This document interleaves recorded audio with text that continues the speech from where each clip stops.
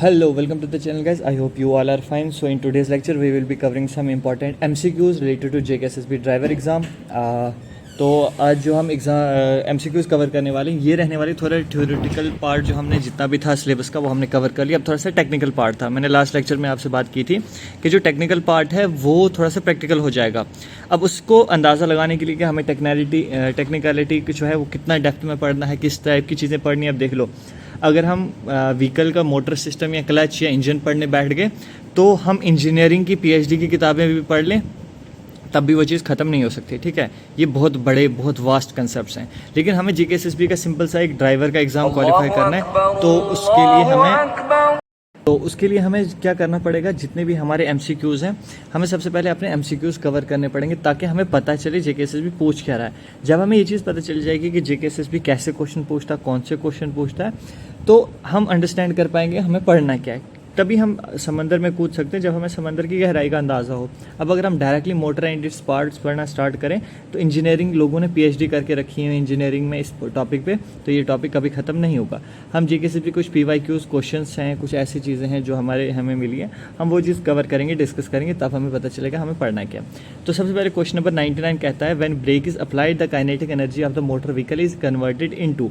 यहाँ पे हमें बताया गया है कि जब हम ब्रेक अप्लाई करते हैं, आपको पता है कि हमारी ब्रेक्स कैसे काम करती हैं। तो ब्रेक्स जब हम अप्लाई करते हैं तो यहाँ पे क्वेश्चन में पूछा गया कि काइनेटिक एनर्जी वहाँ पे फोर्स यूज़ होती है वो किस में बदलती है। यानी कि हम काइनेटिक एनर्जी फोर्स को जो है अप्लाई करते हैं तो गाड़ी किस फोर्स की वजह से जो है गाड़ी रुकती है।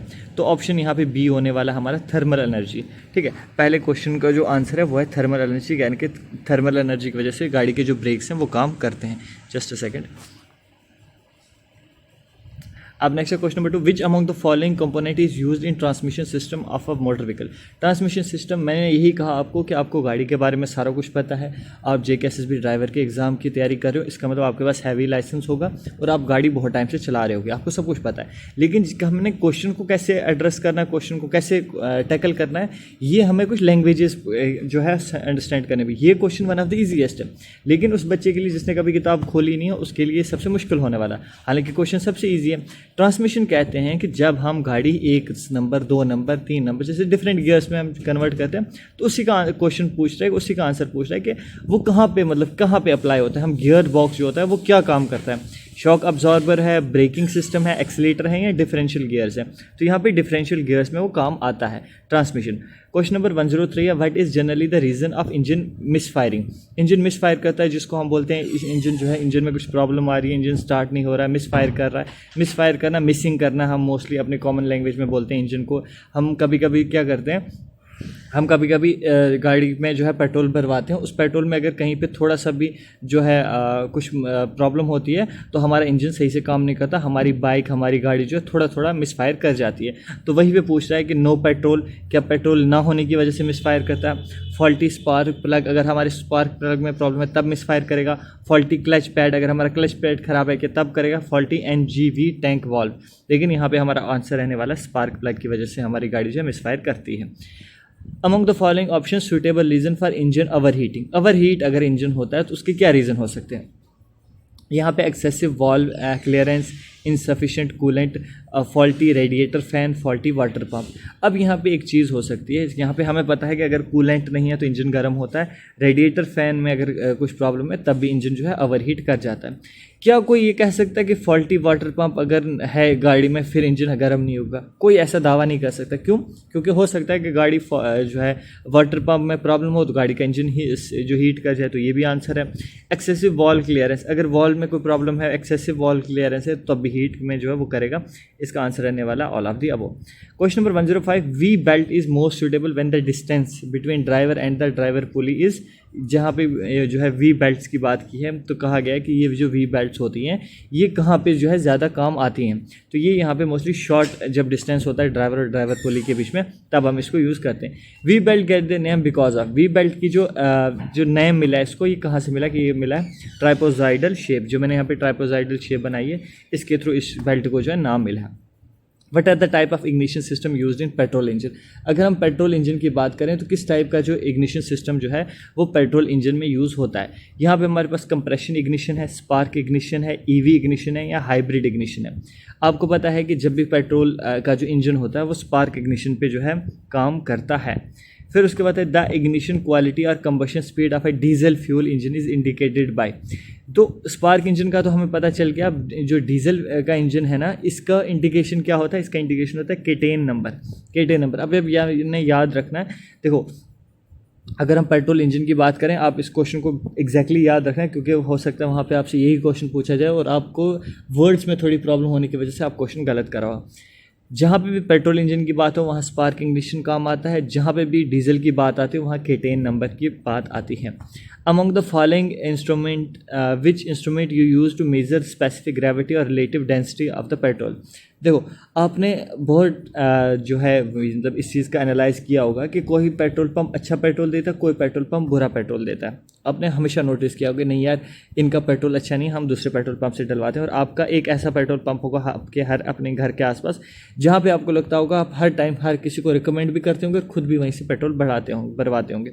आपने देखा हमारा जो पेट्रोल पंप होता है वहाँ पे क्या लिखा होता है, वहाँ पे लिखा होता है प्राइस, वहाँ पे लिखा होता है क्या बोलते हैं उसको, एक मीटर लगा होता है जहाँ पे दिखता है कि हमने कितना पेट्रोल भरवाया और कितना होता है। एक और चीज़ होती है जिसको हम मोस्टली इग्नोर करते हैं, वो होती है डेंसिटी।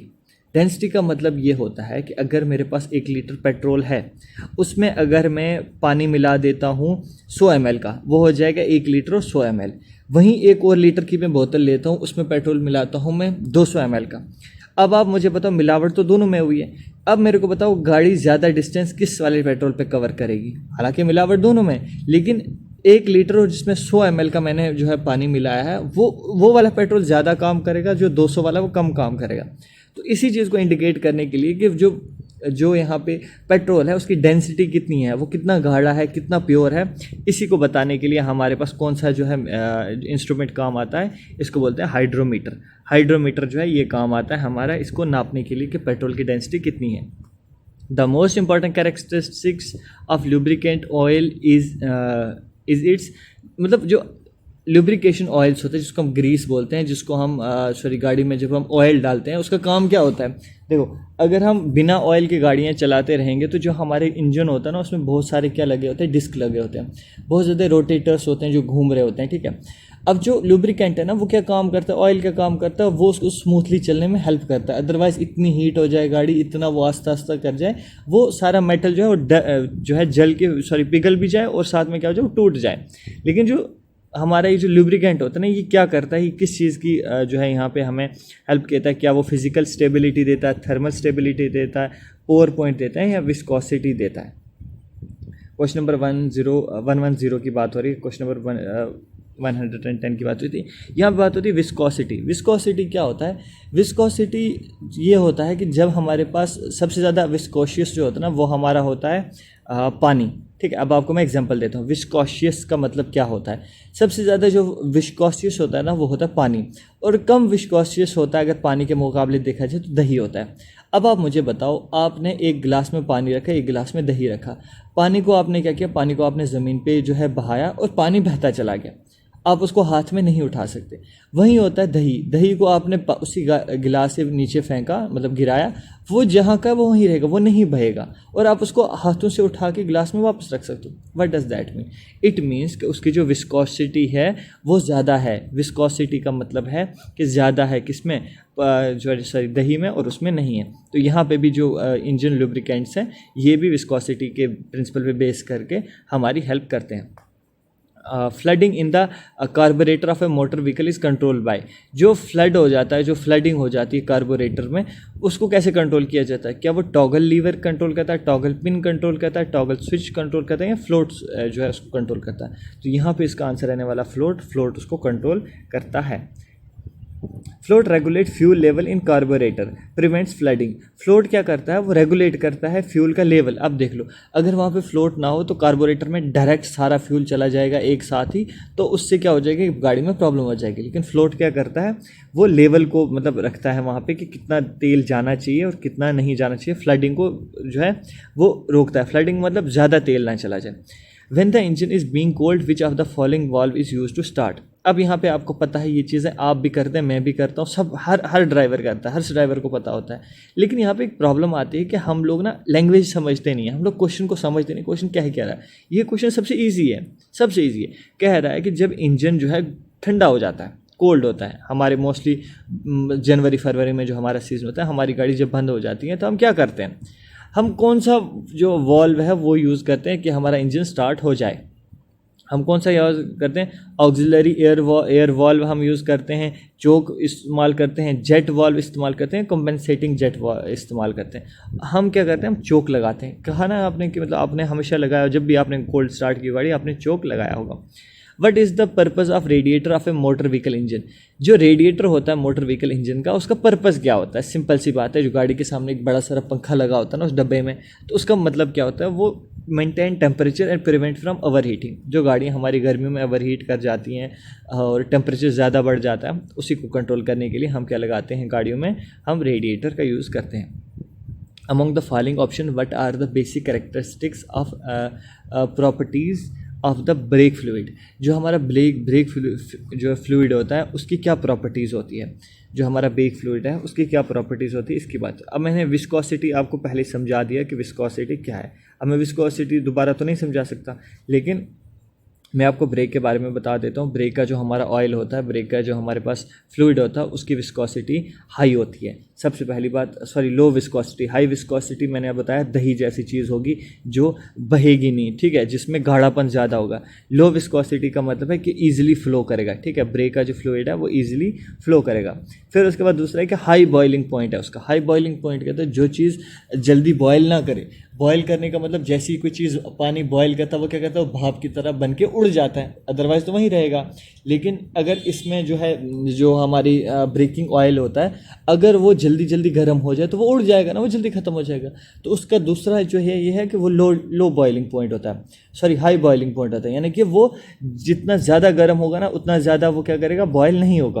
वो लो विस्कोसिटी यानी कि बहता रहेगा, गाढ़ा नहीं है। तो ये दोनों चीज़ें किस ऑप्शन में, 183 किस ऑप्शन में, ऑप्शन नंबर बी जो है इसका राइट आंसर हो जाने वाला है। Wheel base of A motor vehicle is the distance between the. जो व्हील बेस होता है गाड़ी का वो क्या होता है, व्हील बेस क्या होता है गाड़ी का। सबसे पहले हम यहाँ पे थोड़ी सी ड्राइंग कर लेते हैं। अब मेरी ड्राइंग इतनी अच्छी होगी नहीं, but still we will try.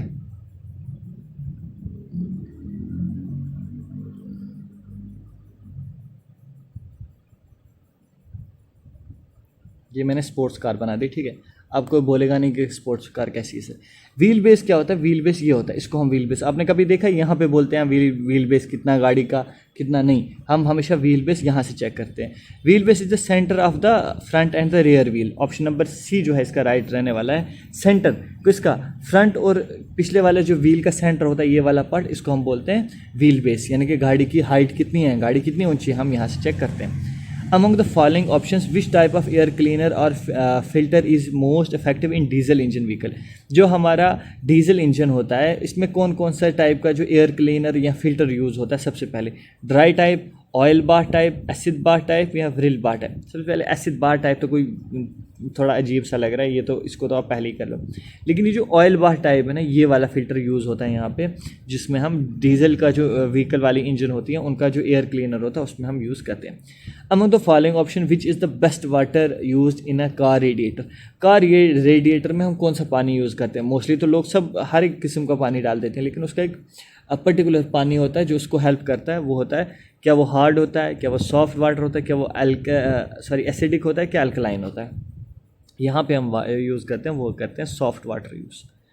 Question number 118, which of the following instrument is commonly use to measure the distance covered by the motor vehicle. अब सिंपल सी बात है, आपके जो सामने डिस्प्ले होती है जहाँ पे हम देखते हैं मीटर चेकर, लेकिन वो मीटर चेक करना नहीं होता है। एक पर्टिकुलर इंस्ट्रूमेंट होता है जो हमें बताता है कि हमारी गाड़ी कितनी चली है। क्या वो थर्मोमीटर होता है, यार ये तो टेम्परेचर बताता है। क्या वो बारोमीटर होता है, यार ये तो हमारा प्रेशर बताता है। क्या वो स्पीडोमीटर होता है, स्पीड के नाम में ही स्पीड है, ये तो हमें स्पीड बताएगा। बचा क्या, ऑडोमीटर हमें बताता है कि गाड़ी कितना चली है, डिस्टेंस बताता है। Among the following options which one is use to supply power to starter motor in the diesel engine. जो हमारा डीजल इंजन होता है उसमें कौन सी ऐसी कंपोनेंट है जो पावर देता है डीजल इंजन को स्टार्ट करने के लिए। सिंपल सा क्वेश्चन है, बहुत ईजी क्वेश्चन है। क्या जनरेटर है, यार गाड़ी में नहीं। क्या वो बैटरी है, हो सकता है। क्या वो डायनेमो है, नहीं। क्या वो अल्टरनेटर है, नहीं। यहाँ पे ऑप्शन आ जाएगा बैटरी इज़ द जो इंस्ट्रूमेंट है जो हेल्प करती है, पावर सप्लाई करती है स्टार्टर मोटर को जो डीजल इंजन होते हैं।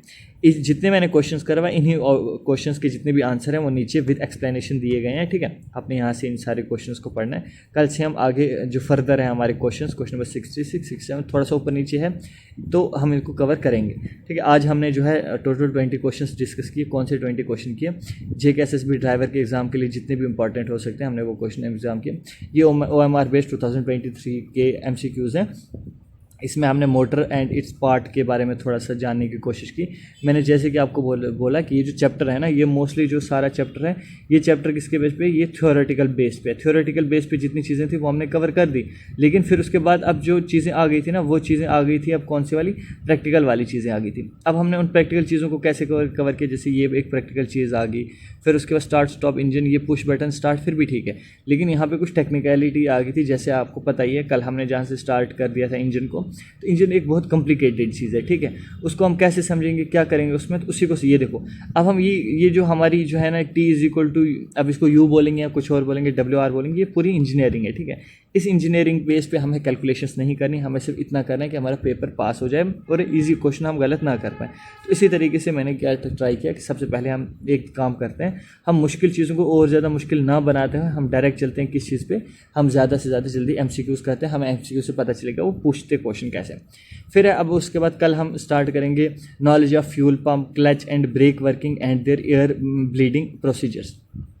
फिर उसके बाद हमारा अगला जो चैप्टर रहता है, जस्ट अ सेकेंड, हम लोग पहले डिस्कस कर लेते हैं हमारा सिलेबस कितना हुआ और हम कितना पीछे चल रहे हैं।